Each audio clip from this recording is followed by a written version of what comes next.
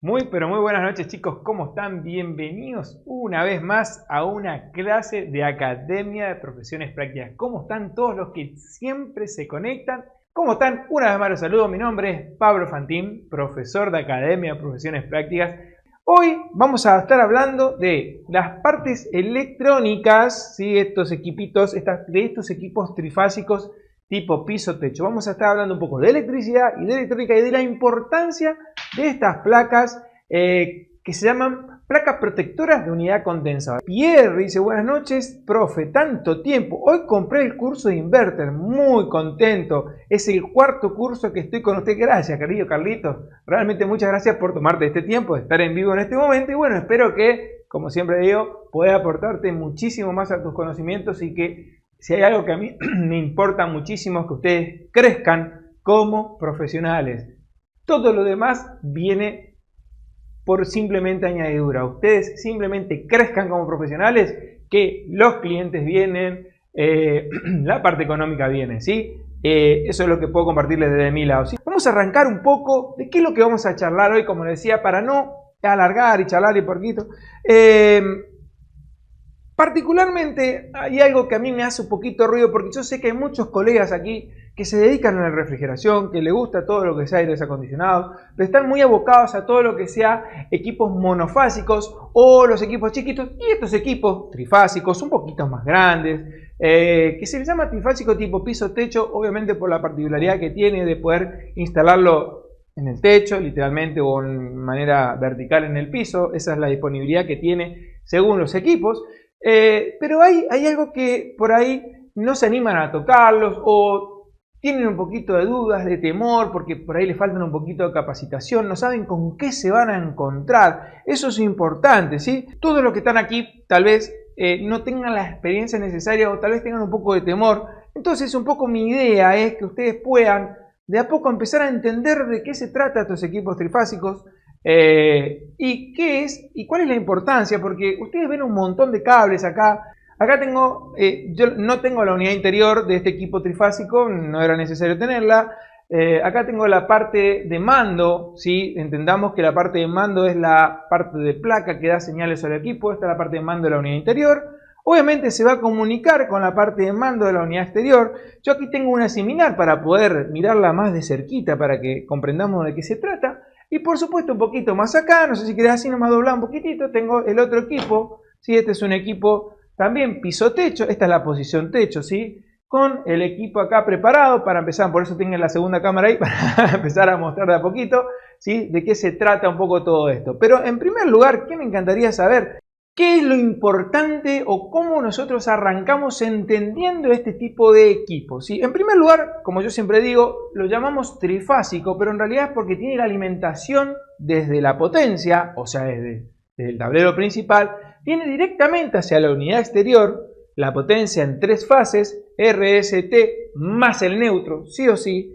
Entonces nosotros vamos a trabajar con estos equipos, o estos equipos, nosotros no, los equipos trabajan con las tres fases más el neutro. Para poder entender un poquito cómo viene todo el tema y se den una idea, los equipos trifásicos, ¿sí? Que trabajan con las tres fases, en realidad manejan tres tensiones, manejan 380 volt, justamente esta es la parte trifásica, que en la mayoría, por no decirte todos, es solamente el motocompresor. Equipos pero muy antiguos tienen su forzador, o sea, literalmente el ventilador de la unidad exterior, que también es trifásico. Pero en la gran mayoría, chicos, solamente el motocompresor es el que va a trabajar con 380 volts, o sea, con las tres fases RST sin necesidad del neutro. Ahora, ¿qué más vamos a tener? Vamos a tener 220 volts que va a tomar cualquiera de las tres fases más el neutro, en donde acá sí va a trabajar ya los forzadores, tanto de la unidad interior y la unidad exterior, y seguramente algunas otras partes que pueda llegar a tener que necesite el equipo trabajar en 220 volts. Y por último, y algo solamente particular de este tipo de modelos o equipos, es que la comunicación entre placas, la comunicación, o sea, la señal que le da la placa de la unidad interior a la placa de la unidad exterior, es en 24 volts, ¿sí? Algo importante, chicos. Este símbolo que está acá significa corriente alterna, ¿sí?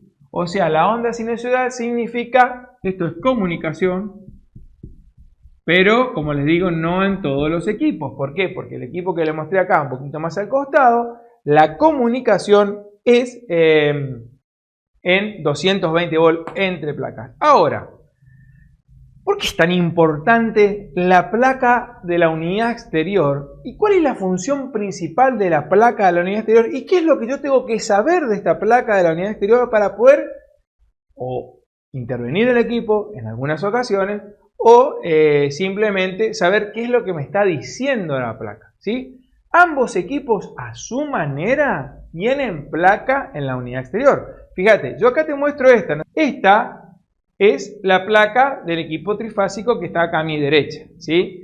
Esta es una marca muy conocida, ¿sí? Pero es prácticamente genérica porque si ustedes van a ver las unidades exteriores son todas muy similares estéticamente, las placas son muy similares y van cambiando las marquitas. Esta placa que está acá es una placa muy pero muy pequeña y que maneja todo este equipo que está acá. Y ustedes ven qué cantidad de cables, dirían ustedes. Pero tranquilos, muchachos. Nada es complejo. Simplemente hay que tener un orden a la hora de ir a empezar a observar los equipos. ¿Y qué es lo que yo tengo que saber? En primer lugar, ¿cuáles son las funciones de estas placas protectoras? Placas protectoras. La unidad interior le pide a la unidad exterior que el equipo comience a funcionar. ¿En qué van a comenzar a funcionar? Va a comenzar a funcionar tal vez, como le diga, en función frío, ¿no es cierto? Bueno, la señal, que en este caso lo haría con una tensión de 24 volts, las placas, ¿sí?, de la unidad condensadora va a recibir la orden en 24 volts. Por supuesto que estas placas van a cumplir una serie de testeos antes de hacer funcionar el equipo, ¿sí? Y aquí es donde hay que tener un poquitito de conocimiento o tener en cuenta sobre cómo vamos a arrancar con este equipo. ¿Cuáles son las funciones principales de estos equipos? Voy a borrar un poquito esto. Voy a borrar un poquito esto y vamos a arrancar. Y las voy a ir enumerando. Son 4 o 5, ¿sí? Y después vamos a ir charlando un poquito de las posibles fallas que tienen los equipos. Y si la falla es de la placa o la falla es del equipo. Porque ahí también hay un tema con los colegas en que no saben si realmente la placa es la que está fallando o la que está fallando es el equipo porque tiene algún desperfecto el equipo, ¿sí? Como le dije, su nombre, la placa se llama placa protectora de unidad condensadora porque la función literal que cumple es, en primer lugar, va a ser un testeo o un chequeo general, ¿sí? Y lo primero que va a ser testear tensiones. O sea, número 1, tensiones, ¿sí? ¿Y qué es lo que va a hacer con las tensiones? Lo que primero va a hacer con las tensiones va a ser ver si tenemos las 3 fases. ¿Sí? Esa es la primera función que tiene que hacer este equipo. Perdón, ustedes me dicen, pero ¿y cómo hace la placa para saber si están recibiendo las 3 fases? O sea, ¿la placa recibe 380 volts? Sí, muchachos. La placa, a través de las conexiones internas que tiene en este cableado que está acá, sí que es un poco más profundo. Nosotros tenemos un curso exclusivo sobre todo lo que sea electricidad electrónica, pero eso más adelante les cuento. Ahora simplemente les quiero contar que en estos pines que están acá abajo vamos a recibir RST más neutro, o sea, voy a recibir las 3 fases. Voy a decir, ¿qué estás metiéndole 380 volts a una placa electrónica? Y ahí es donde tenemos que tomar con pinza que le estamos metiendo. Lo que hace la placa es, sí, es literal, va a estar el cable conectado a 380 volts, pero por supuesto en el sector de la placa tiene unas resistencias y después tiene otros componentes electrónicos, ¿sí?, que lo que hacen es justamente reducir esa tensión y chequear si la tensión está. O sea, lo que primero va a hacer es chequear si hay las 3 fases, ¿sí? Ese es el primer chequeo. Es importante. ¿Por qué es importante? Vamos a hacer una tilde así. Porque la placa no va a permitir que el equipo funcione si recibe esas 3 fases, pero como todo motor trifásico, si te estás enterando ahora, te lo cuento despacito. Si ya lo sabes, está bien, vamos a reforzar conocimientos. Los motores trifásicos, chicos, cualquier motor trifásico, no solo un motocompresor, sino cualquier motor que a ustedes se le ocurra que sea alimentación de 380 volt, tiene la posibilidad de girar en el sentido de la polaridad de las conexiones como estamos conectando las fases. ¿Sí? O sea, yo tengo un motor, conecto 3 fases y quizás gire en sentido horario, y conecto o invierto 2 o 3 fases y una fase y me va a girar en sentido antihorario. O sea, esa es la característica que tienen los motores trifásicos. Entonces, una de las características principales o una de las protecciones principales es que el motocompresor tiene un solo sentido de giro para que éste funcione. O sea, me decís, pará, o sea, me estás diciendo que si le conectamos mal las 3 fases, el motocompresor se va a romper. No, el motocompresor no se rompe si nosotros conectamos mal las 3 fases. En primer lugar, porque si tiene la placa protectora de unidad condensadora, la placa lo que va a hacer es chequear, ¿sí?, el sentido de fases, ¿sí? Sentido de fases. O sea, en pocas palabras, esto lo llaman famosos fase invertida, ¿sí? ¿Qué significa fase invertida? Literal, yo tengo los 3 cables RST que alimento a mi motocompresor directamente y mi motocompresor giraría a la derecha. Si yo cualquiera de esos 3 cables, y lo voy a dibujar así, mira, tengo R, S y T. O sea, los nombres RST, chicos, tengo mi motocompresor o mi motor trifásico, ¿sí? Mi motor trifásico, donde voy a alimentar las 3 fases y mi motor en este sentido giraría, por decirlo así, en sentido horario. Ahora, vos me decís, pero ¿el cablecito dice R? No, chicos, el cable no dice nada. O sea, nosotros no podemos saber ni siquiera desde la bajada cuál es la famosa R, cuál es la famosa T, que también puede llamarse línea 1, línea 2, línea 3. O también puede llamarse ABC, como le puso el colega, el fabricante de este equipo. O sea, directamente, y por supuesto a este le falta el neutro, ¿sí? Que el neutro no lo requiere. El motor compresor, los motores trifásicos no requieren trifásicos, no requieren neutro, ¿sí? ¿Me siguen hasta acá, no es cierto, muchachos? ¿Sí? Bueno, lo primero que va a hacer, una de las primeras controles que hace esta placa, es chequear si estas fases tienen el sentido correcto de giro del motocompresor. Entonces, si no lo tiene, automáticamente la placa no te va a habilitar el funcionamiento del equipo. O sea, por más que la placa en el interior le indique al equipo que funcione, el equipo no va a funcionar porque la placa detecta. ¿Cómo lo solucionamos? Muy sencillo, muchachos. Lo único que tenemos que hacer es simplemente, así, literal, lo que estoy haciendo acá es invertir 2 cables. Así, tal cual lo que acabo de hacer. Cruzo 2 cables y es más que suficiente para resolver esa situación. Esto que les estoy contando es lo más sencillo que podemos encontrar nosotros a la hora de trabajar con equipos trifásicos. Ahora, ¿dónde está la verdadera importancia? ¿Sí? Esto simplemente lo dije a modo para que entendamos de qué estamos hablando. ¿Cuál es lo más importante de este equipo? Otra parte muy importante de estas placas es la falta de fase. Chicos, esta placa, otra de las características, esta y la placa que nosotros conocemos ahí, la del otro equipo, tiene la facultad de chequear si es que no le está faltando una fase a la alimentación. Porque un equipo trifásico es fundamental que trabaje sí o sí con sus 3 fases. No hay manera de que el equipo funcione con solamente 2 fases, pero estoy hablándote de que puede ser un error inclusive de alimentación, que por alguna razón la alimentación de estos equipos haya fallado desde inclusive el proveedor de energía eléctrica y que te quedes con una fase. Muchachos, esto yo lo remarco porque en ocasiones tal vez ustedes tengan la particularidad de tener equipos que no tengan, ¿sí?, placa electrónica. ¿Por qué? Porque es fundamental que la tenga. Si la placa electrónica no está en el equipo, tenemos que encontrar la manera de proteger de distintas maneras este tipo de fallas, que es fundamental. Y a ustedes se preguntarán, profe, pero ¿y cómo hacemos?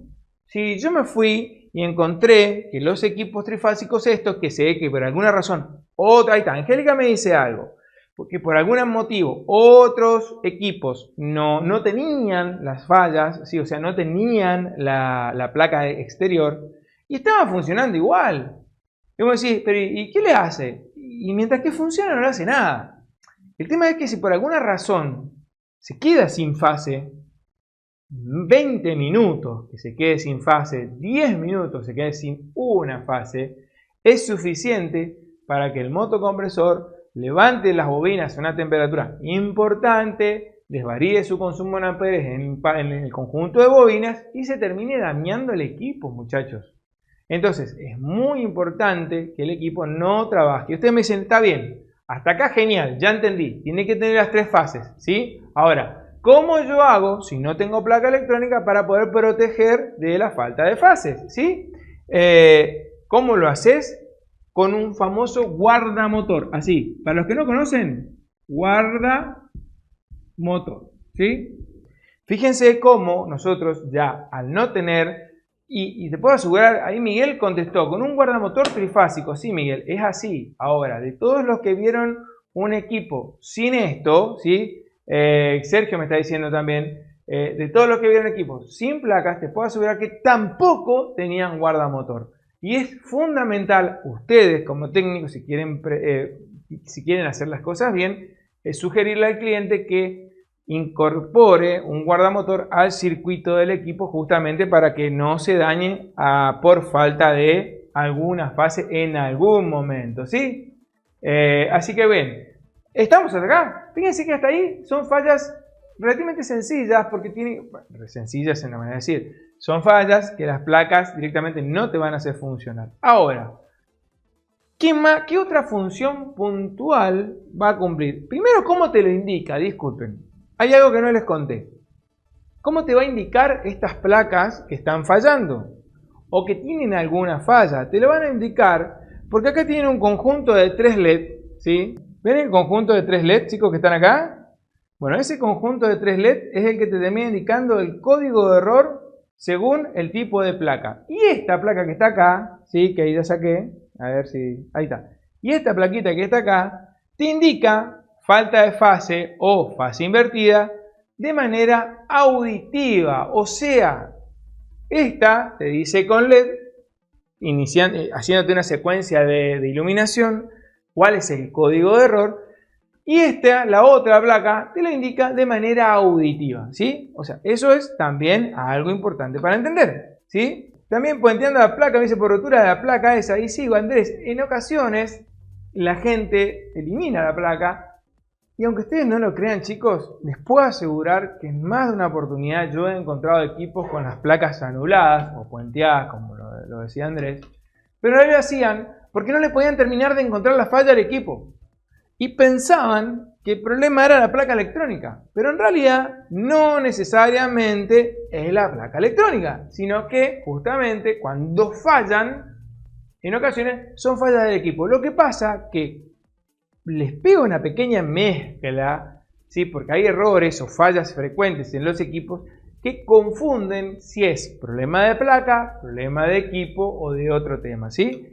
Entonces, voy a enumerar 2 o 3 cositas más de estos equipos, de estas placas, para poder contarles de qué se va tratando todo esto un poquito más, ¿sí?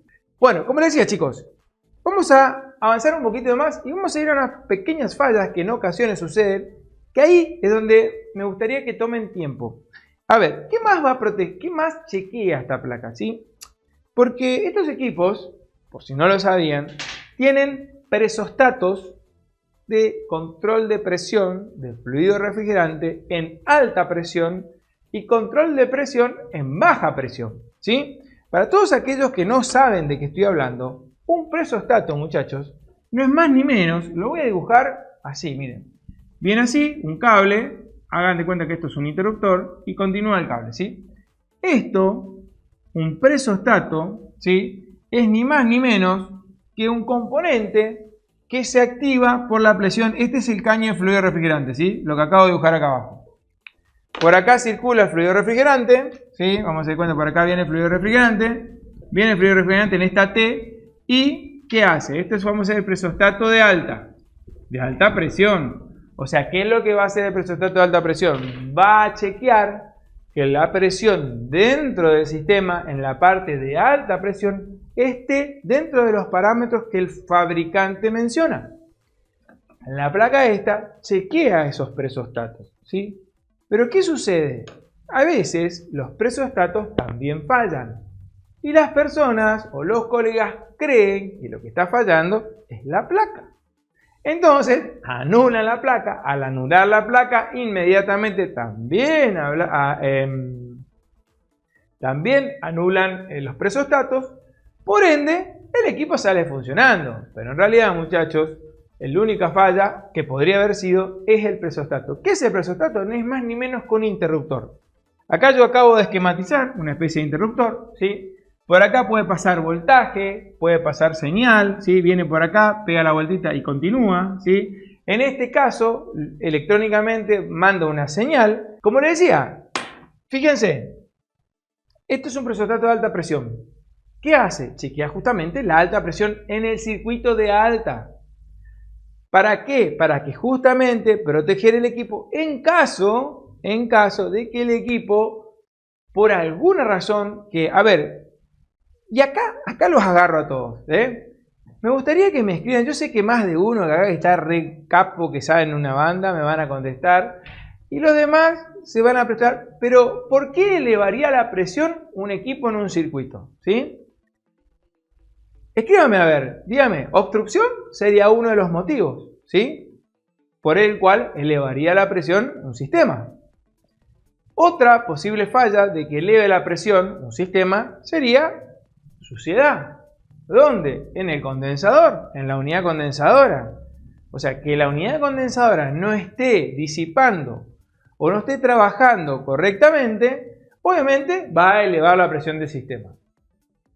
Y número 3 es que el forzador tampoco esté funcionando y también te va a elevar el forzador de viento, estoy hablando, que es el que realiza el intercambio y que ayuda a la parte del condensado, digamos, a hacer, porque estos son condensadores de tiro forzado, o sea, necesitan sí o sí ventilación, ¿sí? Y Antonio me pone también una cuarta opción, que es que simplemente el capacitor del ventilador, porque no recordemos que estos ventiladores son monofásicos. De ser monofásicos requieren de un capacitor de arranque, ¿sí? Forzador deficiente, me contesta Angélica, exacto. Temperatura de ambiente, me dice Alejandro. La temperatura de ambiente depende, Ale, de dónde esté, pero por lo general no genera una falla, no provoca una falla en el equipo porque los equipos están preparados para trabajar con calores excesivos. A ver, hasta 42 grados, 43 grados es suficiente, ¿sí? Desde San Martín, Buenos Aires, hola Mariano, ¿cómo estás? Entonces, por supuesto, esas posibles fallas hacen que eleven la presión. ¿Pero qué hacen los colegas? Vienen y empiezan a chequear y puentean el presostato ¿Qué significa puentear presostato? Ni más ni menos hacen esto.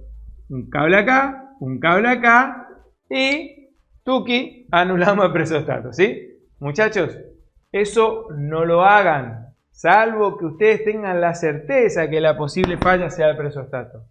Pero resulta que anulan el presostato, no le encuentran la falla, eliminan un poco el ventilador, no le encuentran la falla, le limpian un poco, no le encuentran la falla. Resulta ser que la presión que puedo llegar a tener en exceso en el sistema y que la mayoría de los colegas lo hace, ¿sí? Me dice calentamiento del compresor por causa que estén diciendo. Claro, exactamente, por todas las causas que está diciendo Daniel. Justamente fíjense, exceso de refrigerante, Alejandro, también es una posibilidad que haya exceso de refrigerante, pero tengamos en cuenta un detalle. Estos equipos llevan 4,5 kg de fluido refrigerante R410, eso es un montón. Y como que tenés que ponerle un montón más para que eleve la presión y las temperaturas. De todas maneras, puede que en alguna ocasión algún colega se pase un poco de fluido refrigerante, ¿sí? Pero como le venía diciendo, ¿saben en ocasiones lo que yo me he encontrado? De que van a haber colegas en equipo. Tomen nota de esto, no lo voy a escribir, simplemente lo voy a decir una vez. No, ¿sí? Lo voy a, para que lo tengan en cuenta, ¿sí? Carlos me dice filtro tapado. En este caso, vieron que muchos le agregan los filtros esos al sistema que considero que son innecesarios porque ni los fabricantes ni el equipo lo requiere, pero muchos colegas tienen la práctica de colocarlo. Parece genial. Sigan colocarlo si les gusta colocarlo. A mí particularmente considero no necesario. Pero más allá de eso, en ocasiones fui a revisar equipos donde anularon la placa, cambiaron forzador, cambiaron capacitor, anularon presostato, limpiaron el equipo y seguía con la misma falla. Resulta que no toman en cuenta la presión de alta, porque ustedes como técnicos en refrigeración, chicos, en estos equipos trifásicos, no deben, ¿sí?, bajo ninguna circunstancia, no deben trabajar sin tener en cuenta ambas presiones en el sistema. O sea, ustedes tienen dos válvulas de servicio. Una válvula de servicio en el caño de descarga y una válvula de servicio en el caño de succión del equipo, de la unidad exterior. ¿Por qué? Porque ustedes deben chequear ambas presiones en simultáneo, tanto la presión en alta como la presión en succión en baja. ¿Sí? ¿Y qué me encontré, chicos? Que yo me encuentro obstruida la cañería. Y ustedes me dicen, pero ¿y por qué se obstruye la cañería? Si nadie la estrangula, son caños gruesos, demás. ¿Saben por qué se obstruye la cañería, muchachos? Por el mismo aceite del sistema. ¿Cómo se va a obstruir la cañería si está por el sistema? A ver, explícame cómo el aceite del sistema obstruye la cañería. Porque en ocasiones la manera que han realizado la instalación de los equipos no han tenido en cuenta la colocación de trampas de aceite en el sistema cada 2,5 metros o 3,5 metros en forma vertical si es que la cañería sube o baja más de 3 metros. ¿Sí? Si yo tengo 5 metros de largo, mínimamente a mitad de camino debo colocar una trampa de aceite. ¿Para qué? Para que el aceite continúe recirculando en el sistema. No me dejen sin aceite el motocompresor, ni tampoco ese aceite se me acumule o en un sector del condensador o en un sector del evaporador, ¿sí? O sea, ambos equipos pueden llegar a obstruirse por justamente obstrucción del sistema. Usted me dice, pero ¿y eso qué tiene que ver con la placa? ¿Saben qué tiene que ver con la placa, chicos?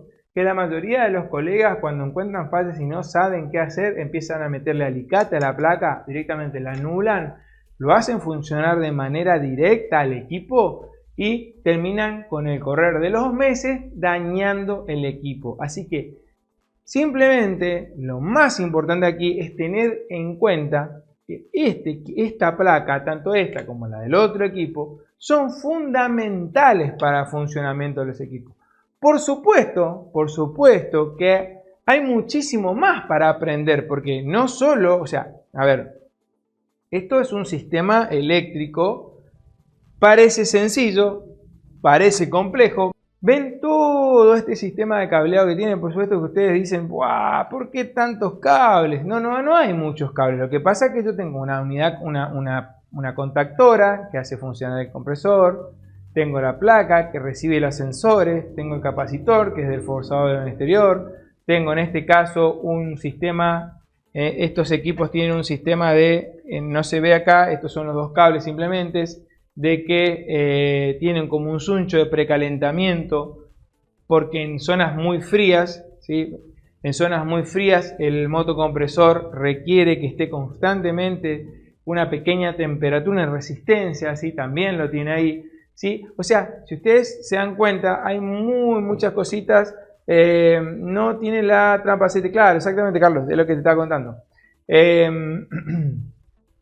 Justamente requiere de un montón de sistemas, de un montón de partes eléctricas que terminan eliminando el funcionamiento del equipo y son fundamentales. Por supuesto que también tiene un sensor de pozo, un sensor de caño, donde chequea la temperatura del fluido refrigerante de la unidad condensadora, en la parte del condensador. También va a chequear, por supuesto, que cada uno de los chequea los amperes. Ustedes pueden observar acá esta plaquita en esta partecita acá, ¿sí? Acá este arquito que tiene, uno de los cables del motocompresor pasa por ahí porque también chequea los amperes de consumo del motocompresor si están estables. O sea que ustedes están viendo, fíjense la importancia que tiene poder tener la placa conectada y funcionando correctamente. Y poder entender las posibles fallas que pueden llegar a tener estos equipos. Por supuesto, como les vuelvo a reiterar, hay un poco más que aprender, porque después de esto también podemos reparar las posibles fallas que vamos a encontrar en esta placa. Ah, pará, o sea, ¿me estás diciendo que falla la placa? Sí, yo en ningún momento te dije que la placa no falla. Yo lo que te dije hasta acá, ¿sí? Lo que te conté hasta acá, es las funciones fundamentales que tiene esta placa. Ahora, ¿cuándo puede fallar esta placa? El otro día, profe, fui y encontré quemado el fusible de la placa. ¡Ja! Ahí nomás agarré el hambrecito, puse y terminó de reventar todo. ¿Cuáles son las posibles fallas que yo voy a encontrar en estas placas? O sea, la falla de la placa, ¿sí? En primer lugar, estas placas, si se quema el fusible, chicos, el fusible se puede quemar de la placa, se puede quemar por dos motivos. El fusible se puede quemar porque el forzador entró en cortocircuito. ¿Qué tiene que ver el forzador con la placa? Porque el forzador se alimenta a través de la placa y pasa por este fusible de 3,5 amperes, que es más que suficiente para hacer funcionar el motorador. A veces el forzador está en cortocircuito y ¿qué hace? Te deteriora la placa, ¿sí? Ahora, ¿qué más puede pasarle a esta placa? Se puede estropear alguno de los relés. ¿Qué son los relés? Son como interruptores parecidos a los presostatos, pero de manera electrónica, que hacen funcionar los tres periféricos principales. Un relé hace funcionar el ventilador, otro relé hace funcionar el contactor, que hace funcionar el compresor, y el otro relé hace funcionar a la válvula inversora en caso de que requiera funcionamiento en frío o calor, ¿sí? ¿Qué más puede pasar? Y, por ejemplo, que la placa no encienda porque se dañe el puente rectificador de diodos. ¿Qué más puede pasar a esta placa? Y puede que, por ejemplo, los optoacopladores no estén trabajando correctamente, entonces la placa no detecta si tiene o no tiene fase, o la placa te sigue tirando error que tenga fase invertida, ¿sí? ¿Qué más puede ser? Y puede ser que algún diodo haya entrado, se haya roto, que se haya entrado en corto, que esté abierto, tampoco tiene potencia la fuente. Puede ser que el capacitor que está acá de la fuente que tiene rectificadora se deteriore, por ende la fuente de alimentación de la misma placa no funciona. Tiene su propio transformador la placa, puede ser que el transformador se dañe también. O sea, fíjense que yo he enumerado una serie de fallas reparables. Voy a decir, pero todo eso, ¿quién repara? Ustedes.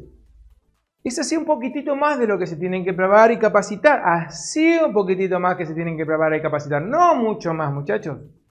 Porque ustedes tienen que aprender como técnicos en refrigeración y más si se van a empezar a dedicar a equipos un poco más grandes, más complejos y dándole ya la entrada a tecnología inverter, como lo que me estaba comentando ahí más adelante los chicos. ¿Sí? Me dice, ¿cómo se cambia? Ya voy con las preguntas, ¿sí? Entonces, es simplemente prepararse y capacitarse de a poquito. Pero antes de nada, primero voy a leer un poquitito de los comentarios, las consultas que me tienen los chicos así. Dice, ¿cuáles son las presiones? Ahí está. Agustín me pregunta, ¿cuáles son las presiones del líquido y gas? Bueno, a ver, Agustín. Vamos por parte, dijo Jack. La presión de líquido, estamos hablando de la presión de descarga del motocompresor, que por lo general es 2 veces la presión de succión y hasta 3 veces inclusive. En un R410, como son estos equipos R410, la presión de descarga de estos equipos en estado líquido es alrededor de 350 psi a unos 30 grados de temperatura. ¿Bien? Y la presión de succión de un fluido refrigerante a 30 grados de R410, ya en gas, siga volviendo del evaporador, a 30 grados de temperatura ambiente, estamos hablando de unos 120 psi. Eso es para R410, ¿sí? Esas son las presiones más o menos que tienen que ser, ¿sí? Después, bueno, ¿sí? ¿Cuáles son las presiones del presostato de alta? Polo Rodríguez me pregunta eso. Bueno, en primer lugar, las presostatos de alta, fíjate que yo te estoy hablando de que 350, 360, 380 psi puede llegar a tener el sistema de presión. Ahora, los distintos fabricantes van colocando presostatos según el sistema, más ajustados o menos ajustados, pero rondan todos los 420 psi como máximo. O sea que si supera esa presión, estamos hablando que te abre el sistema y obviamente el equipo entra en falla, ¿sí? Lo que no nombré, que estos equipos también tienen presostato de baja.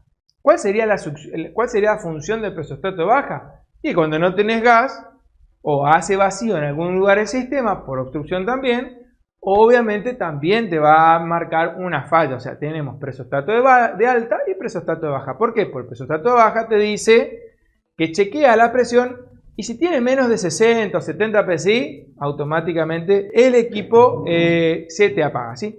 Bueno, mientras tanto, a ver, ¿qué más?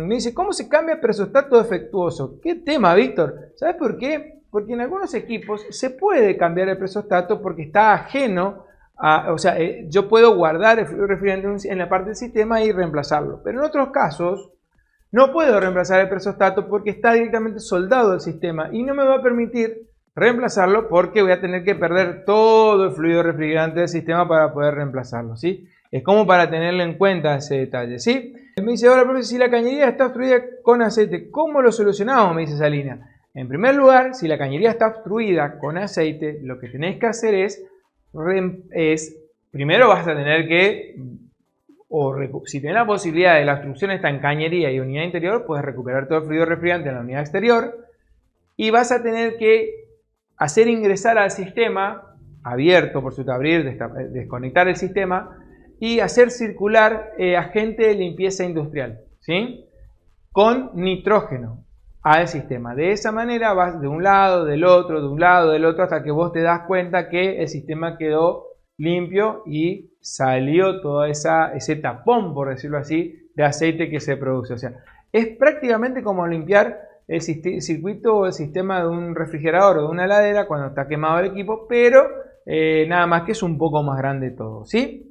El filtro tapado, me dice Carlos, sí, como le dije en ocasiones. ¿Sabes qué? Me pasó, chicos, que esos filtros, vieron que vienen esos filtros que le ponen que son para cámaras frigoríficas, pero igual los chicos les suelen poner tanto en la descarga como en la succión de estos equipos, pero particularmente me ha pasado que he encontrado equipos que, como están en la intemperie y varios años instalados, que la pérdida de fluido refrigerante fue a través de ese filtro, porque ese filtro de chapa se pica y pierde fluido refrigerante por ahí. O sea, me ha pasado en 2 o 3 ocasiones. Por eso tampoco es que soy muy amigo de los filtros, ¿sí?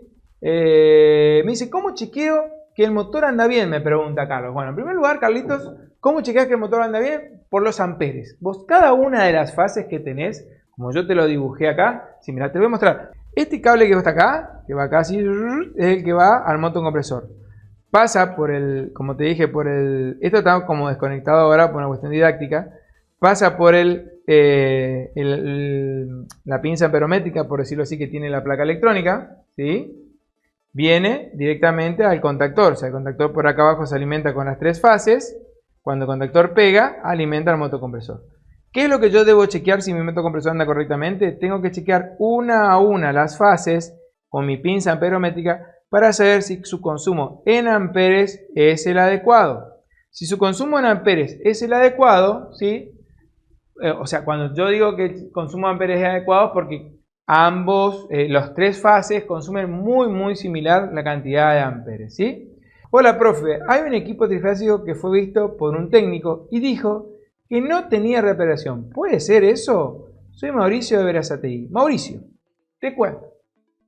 Obviamente, a ver, vamos a definir no tiene reparación. Todos los equipos tienen reparación, todos. Lo que pasa es que a veces hay que ver si la reparación es muy costosa o amerita la reparación. ¿Qué es lo peor que le puede pasar a estos equipos? Que se te queme el motocompresor. Es lo más costoso. Que un equipo no tenga reparación significa que tendría que estar pero muy manoseado, que hayan desarmado muchas veces la unidad interior, que hayan roto los caños, obstruido, que tengas que soldar mucho y demás. Y ahí se te puede volver un poquito engorrosa la reparación. Pero que no tenga reparación, así como la palabra no tengo reparación, todos los equipos son reparables. Todos los equipos son tranquilamente instalables. Inclusive, en el peor de los casos, si la placa de la unidad evaporadora no funciona tranquilamente, la puedes reemplazar por una placa universal, ¿sí? O sea, eso también es como para tener en cuenta. Me dice, me dice Agustín, ¿cómo cotizo estas reparaciones? Y mira, Agustín, en primer lugar, tenés en cuenta, preguntaste algo muy importante. Porque cuando hablamos nosotros de equipos trifásicos, estamos subiendo escalones como calidad de técnico y, por supuesto, responsabilidad sobre el equipo y ni hablar del costo del equipo. O sea, estamos hablando de que tenemos que tener en cuenta 3 cositas más a la hora de trabajar en estos equipos, que no es con un equipo monofásico domiciliario. Bien, estamos hablando de equipos que valen 2 millones, 3 millones de pesos argentinos, 1.500, 2.000 dólares, depende el lugar más o menos que está en la zona de Latinoamérica que se encuentren, ¿sí? O sea que estamos hablando de que vos tenés que tener algo importantísimo para trabajar con estos equipos, que es preparación y capacitación. Entonces vos, preparado y capacitado en estos equipos, subís 2, 3, 4 escalones más como técnico en refrigeración. Por ende, tu presupuesto va a ser superior 2 a 3 veces lo que vos ganás en un equipo monofásico. Vos me decís, ¿y entonces qué? Me estás diciendo que si yo tengo que venir a intervenir en este equipo, como yo les digo a todos, un hola, ¿cómo estás? De estos equipos, un chequeo de estos equipos, estamos pensando en 120.000 pesos como mínimo. Y de ahí vemos qué le reparamos y qué le solucionamos, pero como mínimo 120.000 pesos, 150.000 pesos. O sea, estamos hablando de 110, 120 dólares según el lugar, ¿sí? Me dice Javier, ¿cómo hacer para recuperar el gas sin que acuse el presostato? Para que poder recuperar el gas sin que acusen los presostatos, Javier, lo que tenés que hacer es accionar manualmente el motocompresor con el contactor. Vos pinchás el contactor y ya no requerís de la señal de la placa eléctrica. Cuando yo hablo de pinchar es que vos activás de manera manual el contactor para que peguen los contactos y den señal directamente al compresor. La fase alimenta el compresor y empieza a funcionar. Esa sería la manera de que vos puedas recuperar el gas sin que se active el gas. ¿Para acá? No, para acá. Sin que se active el gas, sin que se activen la seguridad de los presostatos. ¿Sí? ¿Estamos hasta acá? Me dice, a ver, Pablo, tengo clientes que se quejaron de colegas que solo le cambian piezas. La solución dura poco y les entregan los equipos más sucios de lo que se los llevaron. Y Roque, hay colegas de todos lados, hay todo tipo de colegas. Lo importante acá es que vos como colega, todos los que están presentes, sepan que ustedes cuando más se preparan, cuando más profesionales son, cuando más profesionalizan su oficio, ¿sí?, tienen mejores resultados, más clientelas y por ende mejor remuneración económica, como para tener en cuenta todos esos detalles, ¿sí? Víctor me dice, hoy una instalación, ¿cuánto cuesta? Y más o menos 350.000 pesos para arriba, ¿sí? Porque tenés que tener en cuenta la distancia en cañerías y demás, ¿sí? Hay que tener en cuenta. Profe, ¿todas las soldadoras se sueldan con nitrógeno en estos equipos? Carlos me pregunta si necesito generar atmósfera de nitrógeno a la hora de la soldadura de estos equipos, ¿sí?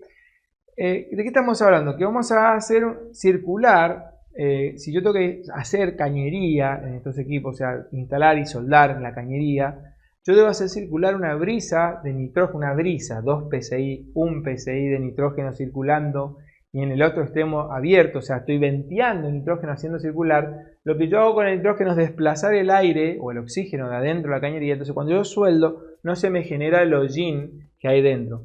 En realidad, Carlos, estos equipos son bastante fierritos, ¿sí? Se la bancan, no pasa nada. Lo que pasa es que si vas a un equipo BRB, donde todo es un poquito más preciso, más ajustadito, tenés válvulas computarizadas, digamos, las tipo tubos capilares y demás, que son electrónicos, obviamente ahí requiere que sea más preciso en la limpieza, ¿sí?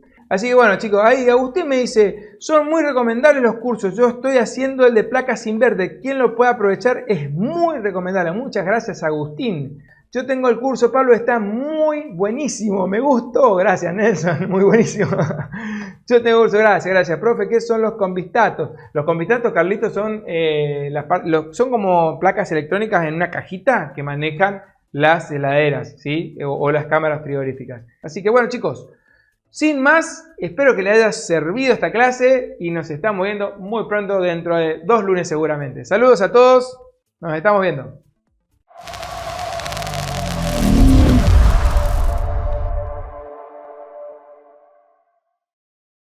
¿Te gustó este video? Estoy seguro que sí. Así que dale un me gusta ahora y suscríbete a nuestro canal. Hacele clic en la campanita, entonces vas a tener acceso a todo el contenido que vamos subiendo constantemente. No te quedes afuera. Nos vemos la próxima.